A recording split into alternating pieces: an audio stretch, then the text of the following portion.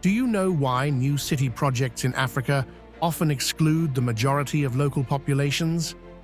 While cities like Dubai or Singapore have become symbols of prosperity, why do projects such as Eko Atlantic in Nigeria, Konza Technopolis in Kenya, Akon City in Senegal, Sissi-City in Egypt, and Zenata Eco-City in Morocco often turn into unattainable illusions for most of the inhabitants? Why do these projects, which promise modern and inclusive living environments, fail to integrate local populations unlike their Asian counterparts? Are alternative projects like Tattoo City in Kenya, Niamey 2000 in Niger, or Makoko floating cities offering solutions that the African continent could learn from? If you have opinions on the subject, share them in the comments and stay with us to explore the ins and outs of these crucial questions. Welcome to We Emerge, the best place to get inspired and make a difference. If you haven't subscribed yet, click the subscribe button and share this video to spread the word. But before we dive in, have you noticed that many of these new African city projects often draw inspiration from external models like Dubai? Stay tuned for the rest of this video. Let's get started. As African cities urbanize at an accelerated pace, the sustainability of current urban spaces is increasingly in question. For some politicians and experts, the future seems even more daunting as Africa's population is set to keep growing. According to David Pilling, a British journalist and author, as well as Africa editor and columnist at the Financial Times, Africa's population will double to 2 billion people by 2050. Unlike Asia, which will plateau at 5 billion, Africa will continue to grow. By 2100, its population could easily double again.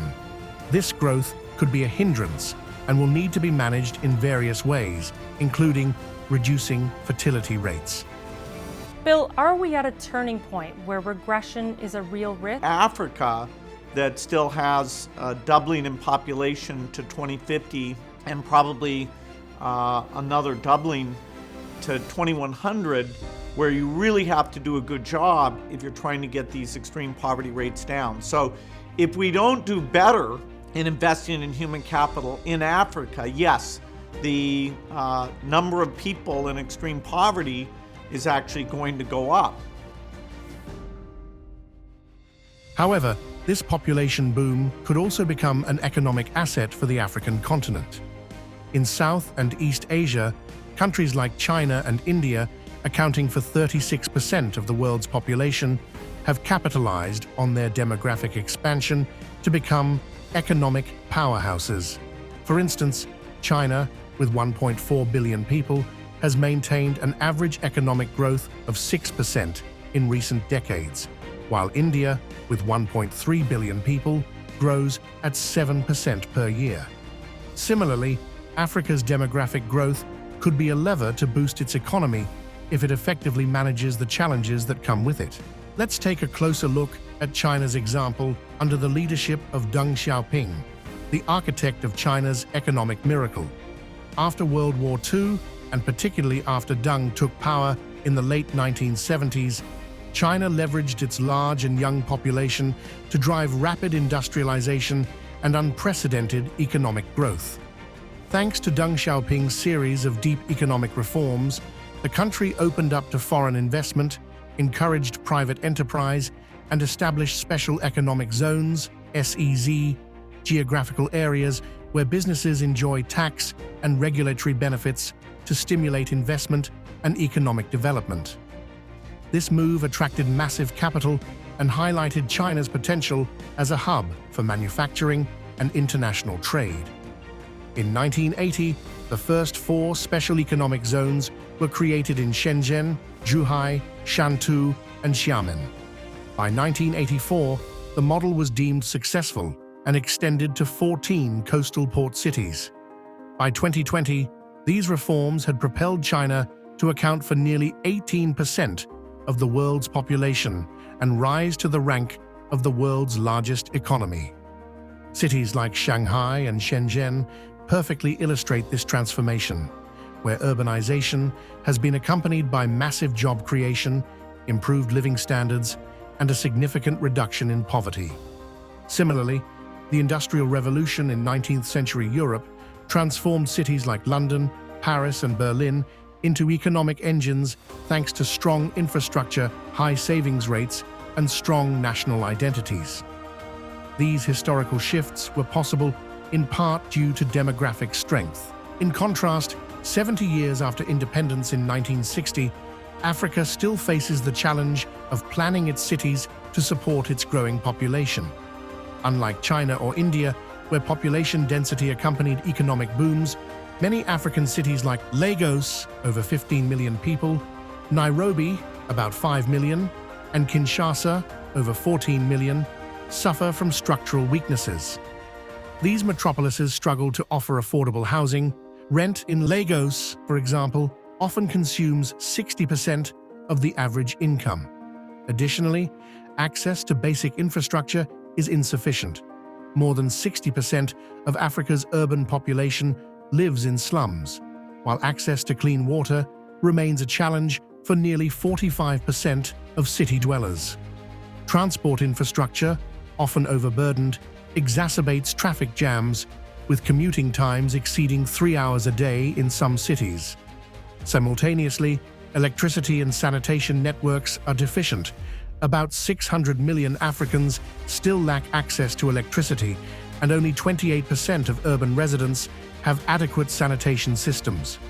With Africa's urban population expected to rise from 600 million today to 1.4 billion by 2040, poor urban planning poses a critical question.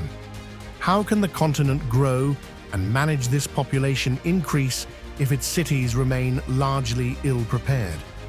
Roads riddled with potholes, crumbling streets, and chaotic traffic make urban life difficult, with often precarious conditions and challenging commutes.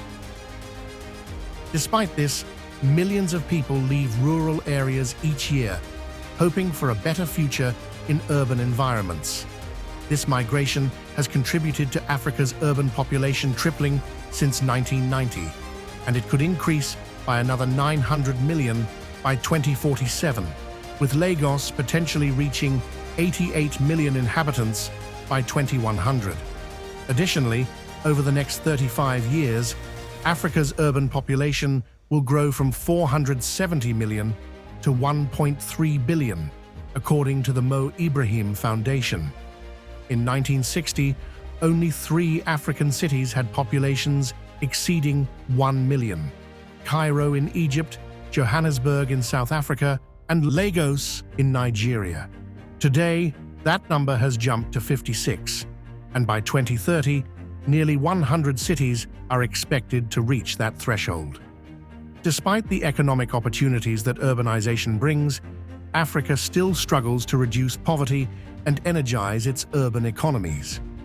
In response to the pressure on existing cities, African governments are now facing development challenges, including energy transitions and the construction of resilient cities. This requires minimizing operating costs while promoting sustainability. To ease the burden on African metropolises and address various urban challenges, new concepts have emerged since the 2000s, primarily supported by political initiatives. African governments are now prioritizing mega-projects over fixing existing cities. This trend has recently manifested in the creation of smart cities, a way to bypass urban problems by developing entirely new cities. A smart city uses new information and communication technologies to improve urban services and reduce costs. When you look at smart cities, what you're actually focusing on is communicative cities, or intelligent cities, or responsive cities. How you interface, how you use technology to be able to get responsiveness in infrastructure, in services, in governance. Such projects have long been planned across the African continent, as noted by Senegalese architect Pierre Goudiaby Atepa. Il y a plusieurs pays qui se sont lancés dans la création de villes nouvelles. Je pense que Un des tout premiers d'ailleurs, c'était certainement le Burkina Faso, avec un pôle nouveau qui était Ouagadougou. Nous avions suggéré il y a une quinzaine d'années à la Guinée équatoriale de faire Malabo 2. Nous avons également convaincu le président du Tchad de faire la ville nouvelle de Gassitoumaï. The decision to build new cities is justified for several reasons, such as the need to bolster the country's infrastructure, highlighted by the president of Equatorial Guinea, Teodoro Obiang Nguema Mbasogo. Il serait mieux que le pays soit connu pour attirer les touristes. Mais nous ne pouvons pas attirer les touristes si nous n'avons pas d'infrastructure. C'est la raison que nous travaillons aujourd'hui pour la construction de l'hôtel, de sites touristiques, pour permettre que les touristes commencent à connaître notre pays. However, how do these new cities in Africa compare to those that have emerged outside the continent? New cities in Africa, like Diamniadio and Akon City in Senegal, Eko Atlantic City in Nigeria, Konza Technopolis in Kenya, and Sissi-City in Egypt, are ambitious projects requiring massive investments. For example, Diamniadio is a $2 billion project aimed at easing congestion in Dakar, with infrastructure to house more than 350,000 residents. Akon City, backed by private investors, is a $6 billion project aiming to become a tech and tourist hub, using a local cryptocurrency, Akon. Eko Atlantic City, a $6.5 billion project, is designed to accommodate 250,000 residents and create 150,000 jobs, while also protecting Lagos from floods with an 8.5-kilometer seawall. Konza Technopolis in Kenya aims to become the Silicon Savannah at an estimated cost of $14.5 billion by 2030, housing 200,000 residents and creating 17,000 direct jobs. Sissi-City in Egypt, a $45 billion project, seeks to house 6.5 million people with modern infrastructure and green spaces. These projects are often funded through public-private partnerships, with significant participation from African governments and foreign investors. For instance, Eko Atlantic City attracted over $1 billion in foreign investment. This approach is similar to projects in Asia and the Middle East, such as Nasr City in the UAE, with an investment of $22 billion, and Songdo in South Korea, which required about $40 billion to complete. As in China, with projects in Chengdu and Shenzhen, these partnerships help finance critical infrastructure in Africa, including transport, energy, and public services. The rapid urbanization and population growth in Africa, projected to reach 2.5 billion people by 2050, emphasize the need for these new cities. Metropolises like Lagos, with over 20 million inhabitants, and Kinshasa, with nearly 15 million, illustrate this trend. Similarly, in Tokyo, with its 37 million residents, or Mumbai, with over 20 million, high urban density is pushing governments to develop new urban spaces to meet rising demand. In Africa, new cities like Sèmè in Benin, aiming to address the country's economic challenges by training 200,000 students and generating 200,000 jobs by 2030, or Vision City, the largest residential housing project in Rwanda, present economic opportunities comparable to major tech hubs like Silicon Valley in California or Bangalore in India. These new cities foster the development of sectors such as technology, services, and tourism. Finally, the economic dynamism of African states, similar to development initiatives seen in Dubai or Singapore, highlights the urgency of mobilizing private capital for high-impact projects. Forums like the Africa Investment Forum play a crucial role in securing the necessary investments, reflecting global efforts to attract private financing for essential infrastructure. New city projects in Africa, like those in other regions of the world, share a common goal: relieving overcrowded major cities by offering accessible living spaces while fostering the emergence of new economic sectors. As Senegalese architect Pierre Goudiaby noted 9 years ago, renovating existing African cities is extremely difficult. Alors pourquoi ces nouveaux pôles urbains? Parce que d'abord nous pensons qu'il est très difficile dans la structure actuelle, dans les structures actuelles, de rénover les villes existantes, les vieilles villes. Et c'est la raison pour laquelle nous avons préconisé l'implantation de pôles nouveaux qui souvent d'ailleurs ne sont pas loin des villes actuelles. On entre dans la modernité qui nous appartient également. Vous comprenez, vous allez avoir des espaces, peut-être beaucoup plus d'espaces verts, vous allez être connectés. While new cities symbolize modernity, their realization in Africa often reveals a gap between ambitious 3D designs and on-the-ground realities. Take, for instance, Diamniadio in Senegal, initially intended to house Dakar's residents in search of housing. Today, it is primarily focused on events, with a large stadium, a conference center, and hotel infrastructure for airline companies. 15 years after its launch, this goal has not been achieved. Just off the Gulf of Guinea, Eko Atlantic City in Nigeria features ongoing constructions, some of which are partially occupied. However, development is slow, largely because housing and services are financially out of reach for most of the urban population, many of whom live below the poverty line. Further north, in Egypt, the new Sissi-City is under construction. This project primarily serves political objectives and remains inaccessible to most of Cairo's residents, whose daily income is less than $2. This disconnect between project ambitions and local realities raises critical questions. Do these projects truly meet the needs of the people? Since these cities are rarely created ex nihilo, why is their integration into existing urban life so difficult? Is it due to the concepts themselves or the actors involved in their design? New city projects in Africa and elsewhere often reveal similar challenges. In Neom, Saudi Arabia, a $500 billion project focused on technological innovation, futuristic infrastructure contrasts with the needs of local communities who are often excluded.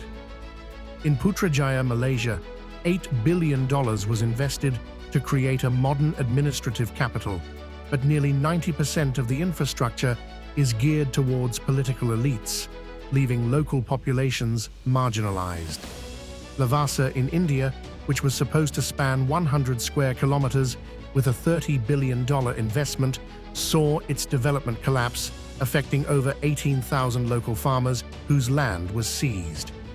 In Dubai, despite an annual GDP of over $100 billion, nearly 60% of migrant workers live in precarious conditions, often earning less than $300 per month. These examples highlight the tensions between modernist ambitions and social inclusion, raising questions about the actual viability of these smart cities in addressing local population needs beyond the image of modernity they aim to project.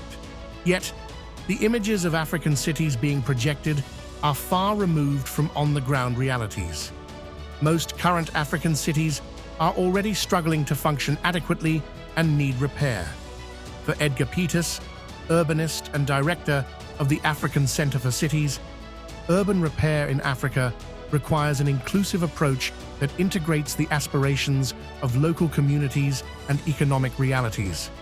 However, starting from scratch seems to have its appeal.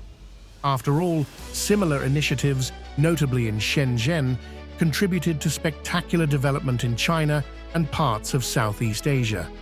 However, when it comes to building new cities in Africa, reality often fails to meet expectations. Almost none of the new cities in Africa fulfill their specific functions and instead contribute to the exclusion of local populations.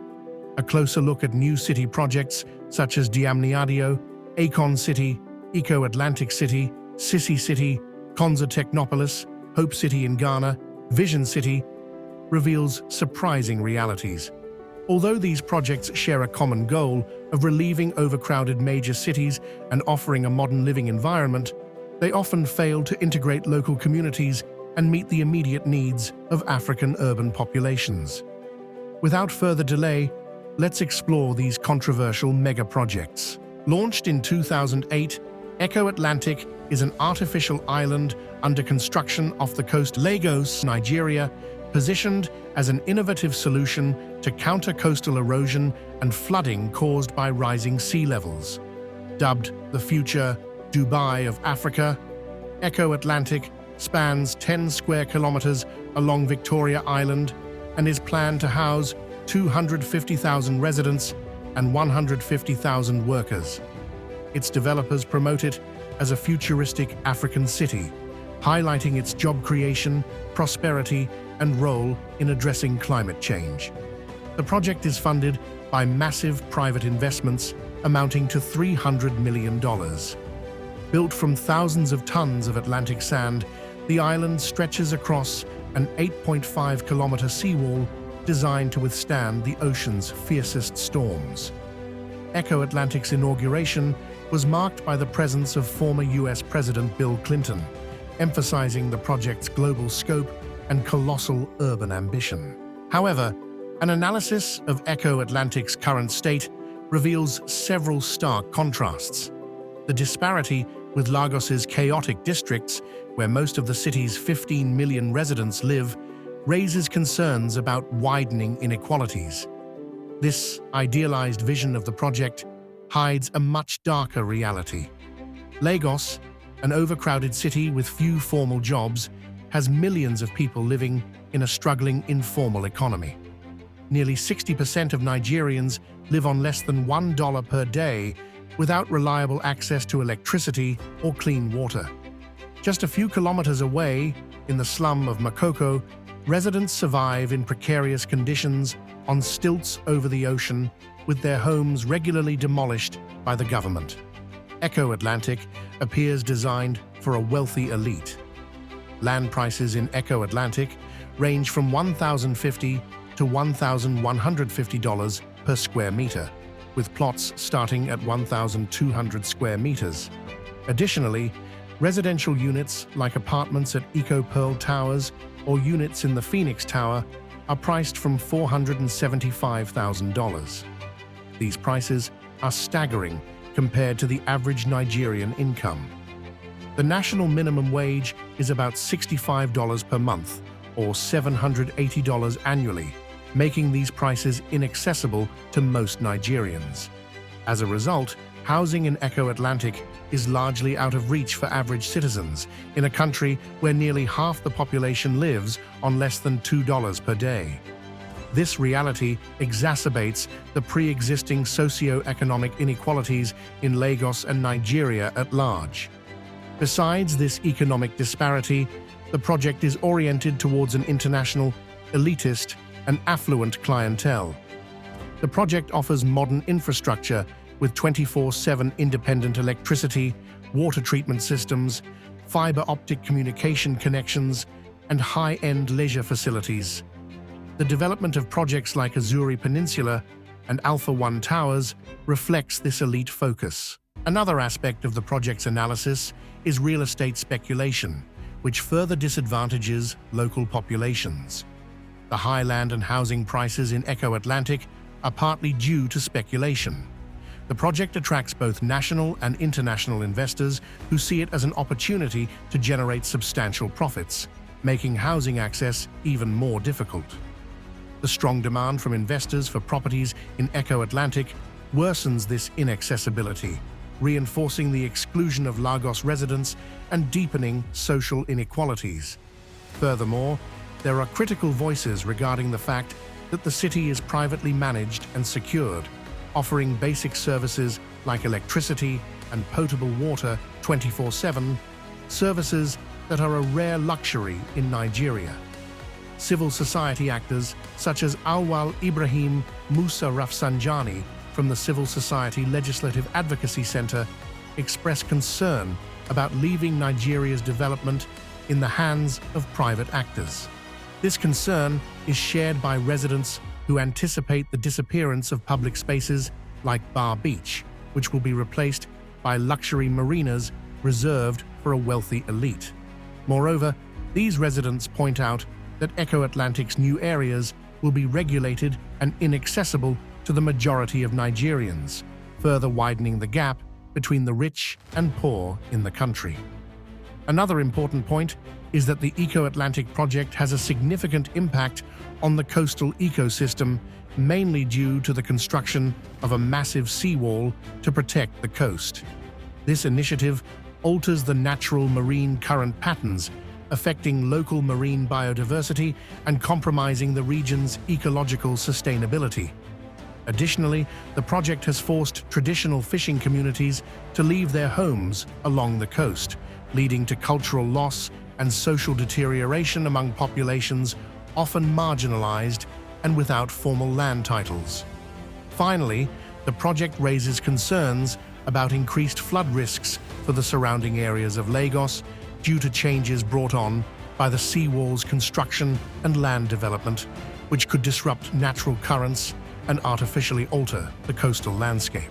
Environmental activist Nimo Bassi strongly criticizes the project, highlighting that the city will only exacerbate population displacement and inequalities. The developers, supported by industrialists and politicians, have bypassed environmental assessment procedures, constructing a city that does not address the challenges of climate change and resource depletion. The first 15-story office building in this new city will be occupied by a British oil and gas trading company, underscoring the irony of an allegedly eco-friendly city inhabited by those most responsible for environmental degradation. While the wealthy use climate change as an excuse to justify projects that reinforce their position, the majority of Nigerians remain excluded and vulnerable. Eko Atlantic represents a future where the rich live in fortified enclaves, protected from the realities of climate change by economic and physical barriers. Although the Eko Atlantic project promotes economic and environmental benefits, its social impact remains controversial, raising questions about inclusivity and equity in urban development. The same is true for the mega-project not far from Cairo, Egypt. At the Economic Conference in Sharm el-Sheikh in March 2015, President al-Sissi announced an ambitious project: the construction of a new administrative capital in the desert, 45 kilometers east of Cairo. Sissi-City, also known as the new administrative capital, is of an impressive scale, equivalent to 4 times the size of Washington, D.C. Since 2016, this new capital, located about 45 minutes east of Cairo and covering 750 square kilometers, has been under construction. The Egyptian president sees this €60 billion project as a priority, aspiring to create a new Dubai in the heart of the desert. To date, Sissi-City already boasts several imposing infrastructures, such as Egypt's largest mosque, Africa's largest cathedral, a luxurious marble opera house, a prestigious hotel with an artificial beach, and a business district financed by China centered around the future iconic tower, an 80-story skyscraper rising to 394 meters. Officially, the new capital aims to be a green, modern, and smart city designed to boost Egypt's economy, reduce traffic, and alleviate overpopulation in Cairo over the next 40 years. However, this project has sparked opposition both within Egypt and abroad. Critics highlight its political nature, aimed at strengthening the regime's security and glorifying al-Sissi, earning it the nickname Sissi-City. The Sissi-City project, which aims to create new communities in Egypt, excludes a significant portion of the local population through several discriminatory criteria, primarily the prohibitive cost of housing. Although hundreds of thousands of homes are available, most remain vacant due to prices that are out of reach for low-income households. Indeed, the entry price per square meter is around 9,500 to 10,000 Egyptian pounds, or between 450 to 500 euros. The cheapest apartments cost around $80,000, yet the majority of Cairo's residents live on less than $2 a day. This situation is largely the result of governments delegating urban planning to the private sector, whose financial interests favor high-end properties rather than profitable social housing. Additionally, the lack of adequate development in public transportation infrastructure makes these new cities inaccessible to workers seeking to avoid long commutes from the outskirts of Cairo to industrial areas like 6th of October City. While initiatives to integrate social housing and improve public transportation are being considered for the new capital, their implementation and actual accessibility remain uncertain. Financially, the colossal cost of 60 billion euros for Sissi-City, in a country already facing massive debt and record inflation, raises questions about the Egyptian government's investment priorities. In Egypt, where more than a third of the population already lives below the poverty line, excessive money printing has led to severe inflation, reaching around 30% per year.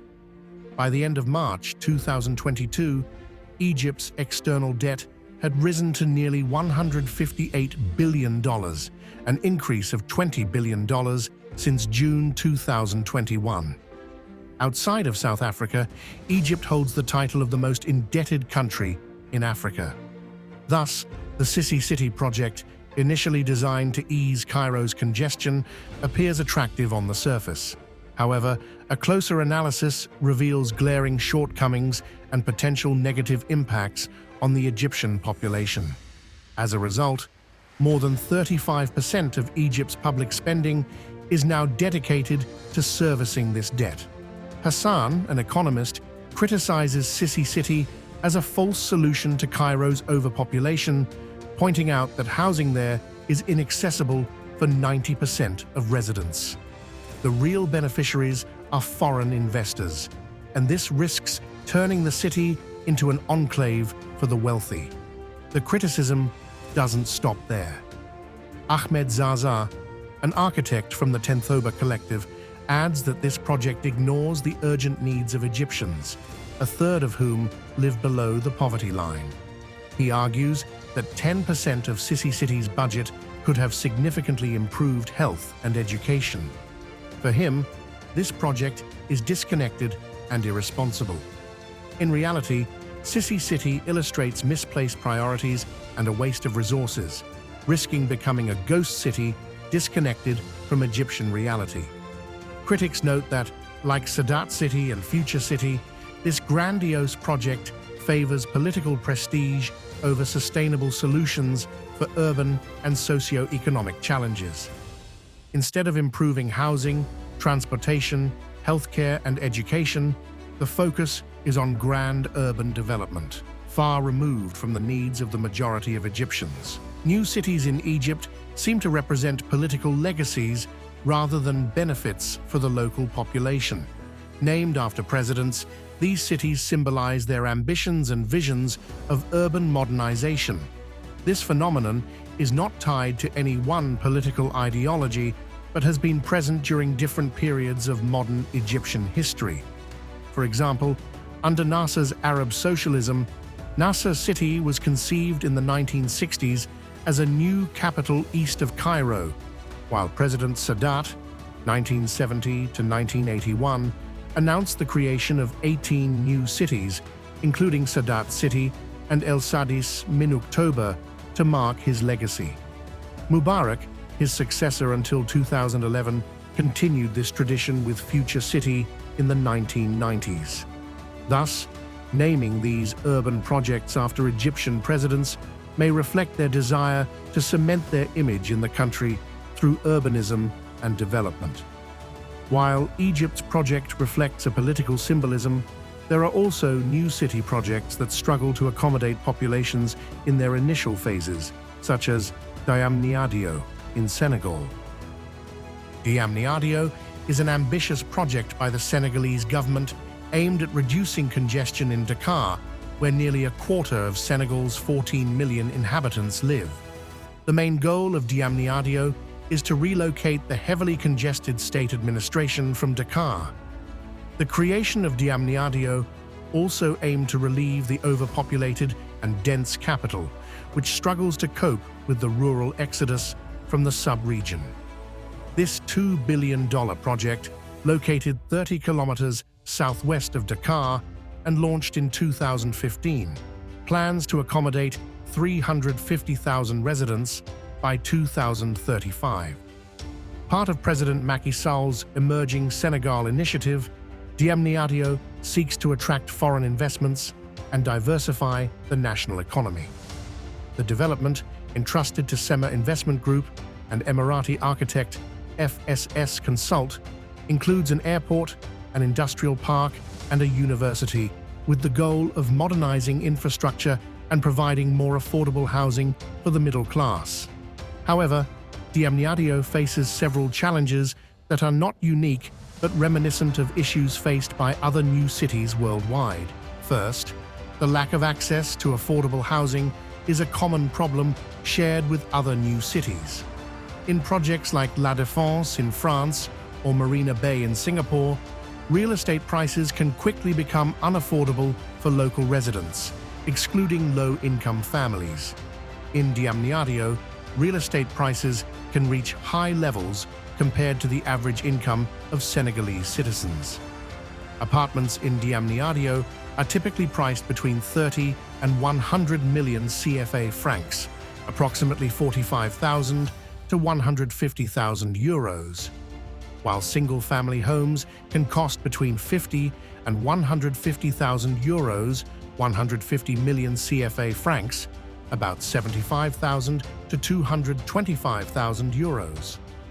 In comparison, the average salary in Senegal is around 200,000 to 300,000 CFA francs per month, about 300 to 450 euros, with private sector salaries reaching 400,000 to 600,000 CFA francs, about 600 to 900 euros, for executives. This disparity between real estate prices and wages creates a significant gap that makes housing access difficult for a large portion of the local population. Land dispossession is a recurring issue. In Addis Ababa, development projects have led to mass expropriations and land conflicts, similar to what has been observed in Diamniadio. Peri-urban agriculture, vital to the outskirts of Dakar, including Diamniadio, suffers from the loss of land to urban construction, affecting the livelihoods of local populations. The involvement of local populations is also a common challenge. In New Songdo, South Korea, as in Diamniadio, local residents often feel excluded from major decisions about their future urban environment. In New Songdo, planning was largely dictated by private interests with little public consultation, leading to similar resentment as seen in Diamniadio, where a majority of residents, 67%, feel excluded from the decision-making process. Socio-spatial fragmentation in Diamniadio is a well-known phenomenon in new city projects. As in Dubai or Shenzhen, where ultra-modern neighborhoods coexist with less developed areas, Diamniadio displays a marked separation between spaces reserved for the wealthy and underserved zones. In these cities, the construction of upscale residential complexes is often accompanied by a lack of infrastructure and public services in peripheral areas, creating a disparity between rich and poor. The transportation system in Diamniadio, with its congestion and mobility issues, is comparable to those encountered in other rapidly growing cities. For instance, in Istanbul, newly developed neighborhoods often face similar traffic and pollution problems, exacerbating the difficulties for residents to move efficiently within the city. The loss of green spaces and farmland is a universal problem in new cities. In Singapore, despite efforts to integrate green spaces, intensive urban development has also led to a reduction in agricultural land. Diamniadio faces similar challenges, where rapid development comes at the expense of natural and agricultural areas, affecting the quality of life and the city's sustainability. Finally, economic hardship for low-income classes is a shared reality. In new cities like those in Silicon Valley, high living costs often push low-income families to the outskirts or into precarious living conditions. Diamniadio, with its high real estate prices and strict financing criteria, reproduces these dynamics, worsening economic precariousness for low-income families. Today, Diamniadio struggles to attract residents, unlike some megaprojects that have faced delays and failed to meet their objectives so far. Elsewhere on the continent, following the example of Palo Alto in the United States, Kenya launched the construction of Konza City in 2013, a sort of African Silicon Valley. Konza City, or Silicon Savannah, is a smart city project in eastern Kenya, aiming to make the region a major tech hub. Estimated at $14.5 billion, it spans 2,000 hectares, located 64 kilometers from the capital. The project is part of Vision 2030 to modernize Kenya and reduce congestion in Nairobi. Announced in 2008, the city was expected to be completed in 4 5-year phases. By 2020, promotional materials claimed that the project would create 100,000 jobs and inject $1 billion per year into the Kenyan economy, with hundreds of tech companies, 37,000 homes, shopping malls, and sustainable, smart infrastructure. The project also envisions a pedestrian-friendly and sustainable city, equipped with smart devices and sensors throughout to provide residents with access to traffic data, emergency alerts, and resource consumption, promoting sustainability and inclusion. However, when traveling towards Konza City from Nairobi today, one is struck by the emptiness. Despite the promising vision, Konza has encountered significant delays and challenges. The government had promised to fund 10% of the $14.5 billion project, with the private sector expected to cover the rest. However, bureaucratic delays in establishing the necessary legal entity, co-TDA, and complex land acquisition procedures have slowed progress. Criticisms have been raised regarding the project's feasibility, its remote location from the capital, and its failure to utilize existing infrastructure. These delays have led some investors, including a German university and various startups, to withdraw. Nevertheless, progress has been made, with the completion of the Konza complex and parts of the National Data Center and ongoing development of horizontal infrastructure. Despite these setbacks, $800 million has been invested and some basic infrastructure is in place. Recently, 40% of Konza has been sold to investors, offering renewed hope for future development. Companies and institutions have moved in, but the project has yet to meet its initial ambitions since its launch in 2008.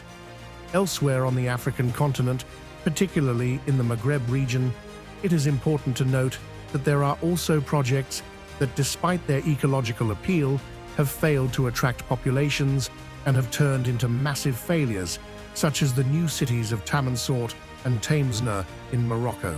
Moroccan new cities, created as part of the national plan in 2004, face sharp criticism. 15 years after their launch, the results remain mixed. In Tamansort and Tlemcen, many homes are unoccupied, especially in the villa and individual housing neighborhoods, which are visibly deteriorating. In the new city of Tamansort, despite traditional architecture designed to regulate temperature, the Medina district remains almost deserted, with only a caretaker as its resident. In Tlemcen, the situation is similar. Although Moroccans living abroad have invested, the neighborhood, aimed at an upper-middle-class clientele, lacks residents. The collective housing sectors, except for social housing, also suffer from low occupancy rates. The lack of varied shops, public transport, and waste management exacerbates the problem. The new city of Tlemcen, suffers from fragmentation due to the division of the project into 150 lots allocated to various developers, creating built-up areas mixed with wasteland. In contrast, Tamansort has been mainly managed by Al Omrana, which has limited diversity and contributed to weaker coherence in urban development. On the other side of the country, there is also the Eco-City of Zenata, which aims to address the past failures in Morocco. The Kingdom of Morocco is developing the Eco-City of Zenata, a new city located east of Casablanca, spanning 1,830 hectares and intended to accommodate 300,000 inhabitants by 2030. Inaugurated in 2006 by King Mohammed VI and developed by the Zenata Development Company, this project aims to create a sustainable car-free city, incorporating 40,000 homes in a green space of 470 hectares. For the project's developers, Zenata targets the emerging middle class of Casablanca. In 2017, when asked by Le Monde about the failure of all new city projects in Morocco, Mohamed Amine El Hadjouj, director of the Zenata Development Company, responded, "An eloquent indicator left me perplexed when I started working on the Zenata project. 75% of new cities built worldwide are considered failures. Why? Firstly, due to accessibility. Our initial focus was on public transport and access infrastructure. Secondly, due to mono-specialization. New cities are condemned to become dormitory towns or, conversely, industrial cities. In Zenata, we have found the right balance between residential and economic activities. One job for every 3 inhabitants. This is the right ratio today to ensure the success of a new city." Research suggests that, unlike other new city projects in Africa, Zenata integrates slum dwellers into its development, reserving 180 hectares to relocate 50,000 people inclusively. In November 2023, the magazine 360 Degrees reported that 8,946 families and 132 industrial units had been relocated, along with implemented social and educational initiatives. During a press conference in Casablanca, the management of the Eco-City presented progress updates. Since 2016, the first development area of 800 hectares has been fully connected to water, electricity, and sanitation networks. The highway interchange and initial urban roads have been operational since June 2015. Currently, the project focuses on raising the flood-prone coastal road over 2.5 kilometers. The first residential neighborhood of 70 hectares delivered its initial phases in July and November 2017. The Eco-City Zenata is a project that, despite its ambitions, faces significant obstacles in its realization. Unlike other Moroccan new cities that are already in place, albeit underpopulated compared to their initial targets, Zenata remains largely in the planning phase, making any assessment of its success premature. Nonetheless, it is clear that this ambitious project encounters several significant difficulties. Unlike other new cities that, despite low occupancy, are already established, Zenata remains a project under development. Initial infrastructures have emerged, but major challenges persist, particularly in managing slums and relocating residents. The homes built for slum dwellers are poorly occupied, as residents prefer resettlement solutions within the new city to benefit from its economic advantages. There is also a lack of investors. The project seems to have underestimated social complexity and local governance, leading to delays and low housing occupancy. Despite strategic adjustments, the future of the project remains uncertain. Alongside this project with a questionable future, it is important to note that elsewhere in Africa, there are also projects that never came to fruition, such as Hope City in Ghana, Akon City in Senegal, and Akright City in Uganda. Hope City, a technology development project near Accra, Ghana, was initiated by RLG Communications. It was launched with much fanfare in 2013 by President John Mahama. Planned to span over 3.6 square kilometers and designed by Italian architects OBR, it aimed to become the ICT hub of Africa. Comprising 6 futuristic towers, the tallest of which would reach 270 meters, Hope City promised a complete ecosystem with offices, shopping centers, recreational spaces, a university, a hospital, and a research and development center. Hope City, a $10 billion tech city intended to house Africa's tallest skyscraper, was supposed to be completed by 2016 on the outskirts of Accra, the capital of Ghana. Despite the accolades received by Roland Agambaya, the businessman behind the grand vision of HOPE, it was never built. Today, Hope City is perceived as a chimera, illustrating the challenges of large development projects in Africa. Ghana's ambitions to become a leader in ICT clash with economic and political realities, raising questions about the feasibility of the project as local hopes were high. There is also the Akon City project from American Senegalese singer and producer Akon. Akon City is a futuristic city projected in the Mbour department of Senegal. Announced in 2018, construction was supposed to begin in October 2022, with an opening planned for 2026. Inspired by the film Black Panther, Akon describes it as a real-life Wakanda, integrating the latest blockchain and cryptocurrency technologies. Gravity-defying skyscrapers were set to dominate the rural area. However, by December 2022, construction had not yet begun.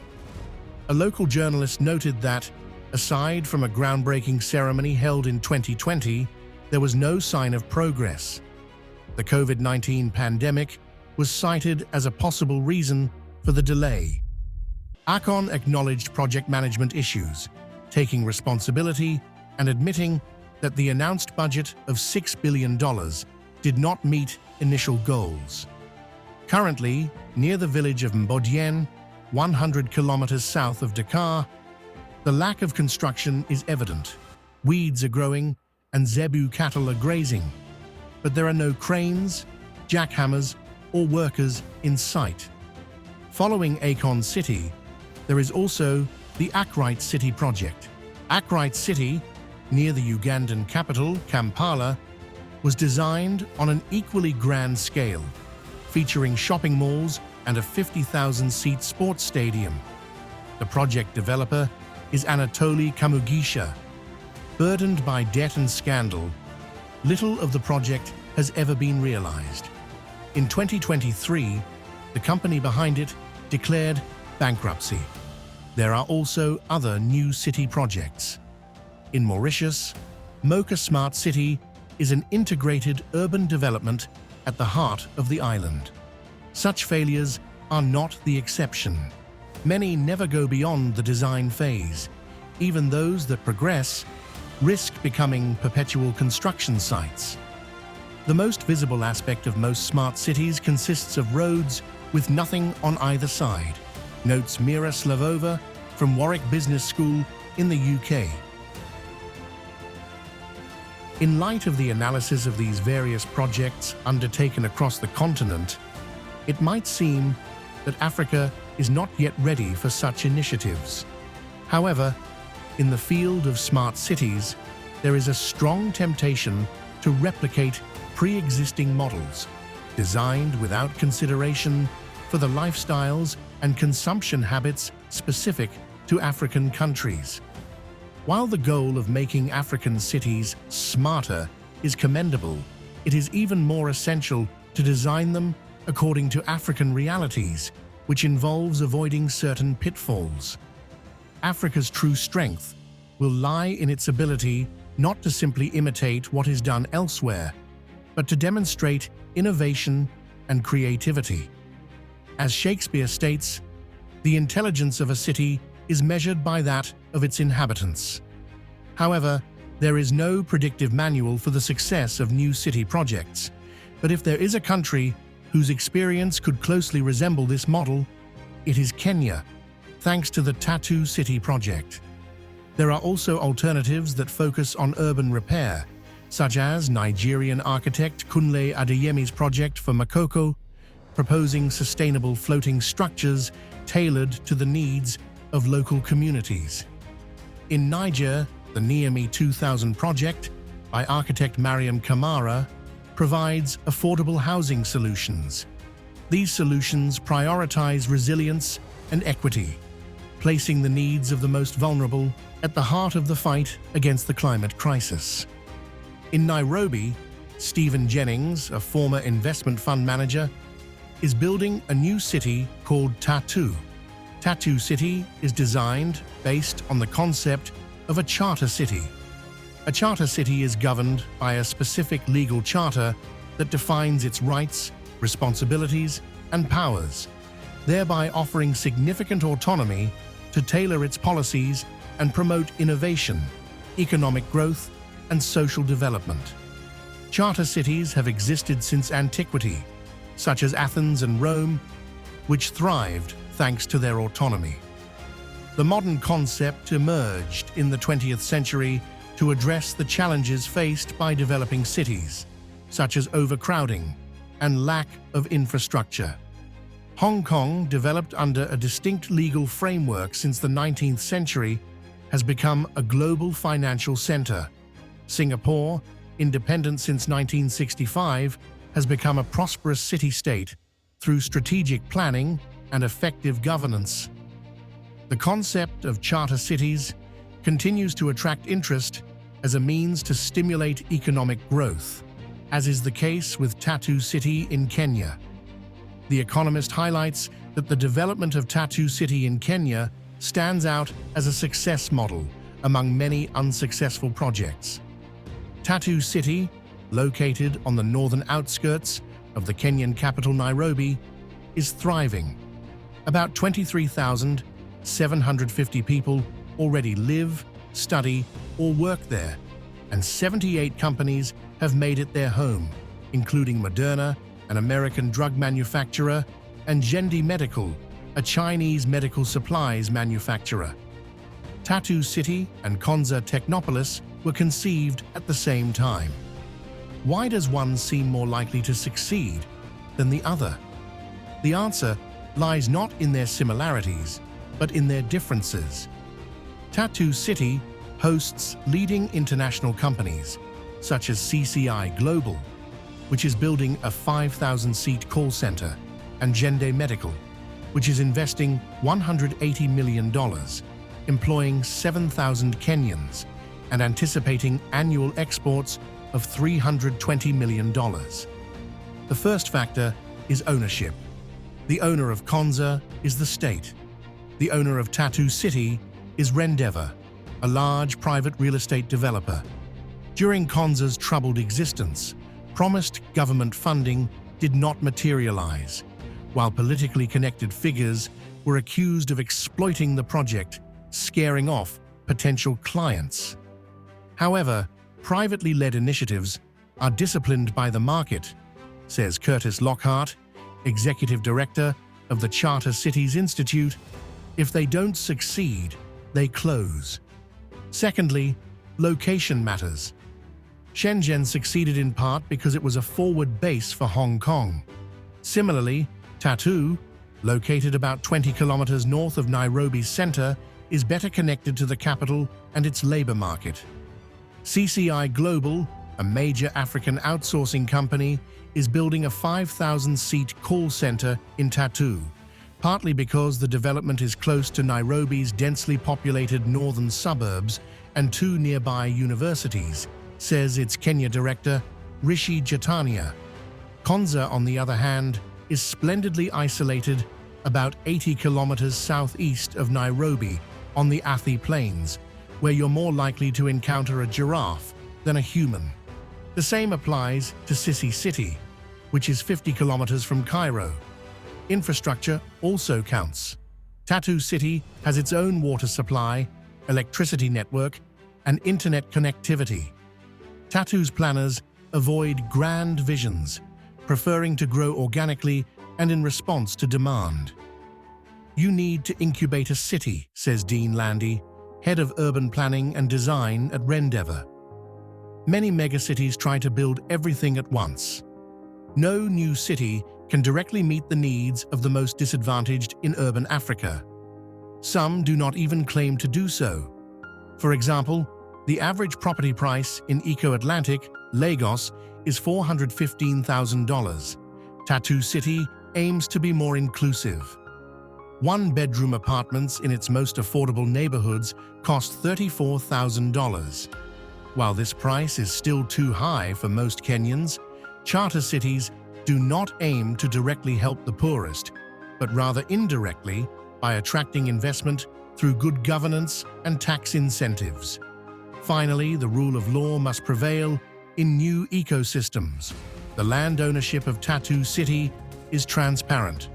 Konza's was not until recently. Many residents welcome Tattoo City's regulated environment. Tattoo operates because it has the freedom to set its own rules. Experts classify it as a charter city, which is free to bypass weak state institutions and shape its own governance. Nairobi is notorious for its crime, but Tattoo, for now, is safe.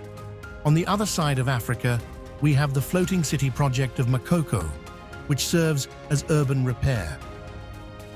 However, creating a new city in the image of a charter city that circumvents state institutions can be risky and may lead to the establishment of a state within a state.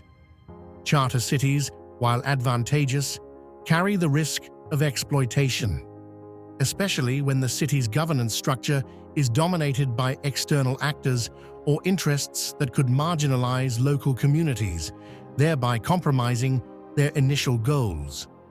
Furthermore, their legal autonomy can create tensions with existing political structures, posing challenges in terms of sovereignty and the balance of power.